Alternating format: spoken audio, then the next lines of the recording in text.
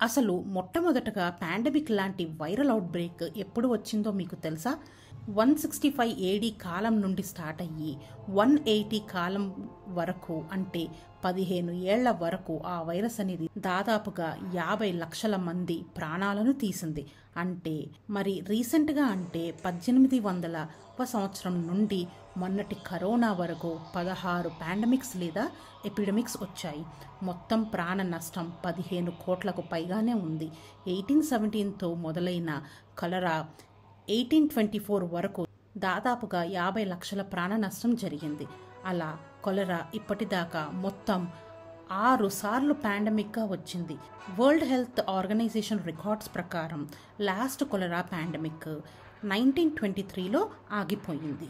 తర్వాత ఇన్ఫ్లుయెన్జా వైరస్తో Russian flu, Spanish flu, Asian flu, Hong ఫ్లూ మరియు ఎన్సిఫలైటిస్ లాంటి వైరల్ అవుట్బ్రేక్స్ జరిగి పాండమిక్స్ మరియు ఎపిడమిక్స్ 2010 వరకు వచ్చాయి.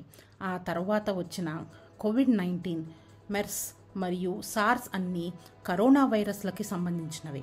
అంటే విబ్రియో కొలెరా అనే వైరస్తో 6 పాండమిక్స్ ఎర్లీ 19th సెంచురీ నుండి ఎర్లీ 20th సెంచురీ వరకు వచ్చాయి. అలాగే ఇన్ఫ్లుయెన్జా వైరస్తో 5 పాండమిక్లు ఎర్లీ 20th సెంచురీ నుండి లేట్ 20th సెంచురీ వరకు వచ్చాయి. మొన్నటి కోవిడ్ వరకు కరోనా వైరస్తో మొత్తం 3 పాండమిక్స్ లేదా ఎపిడమిక్స్ వచ్చాయి.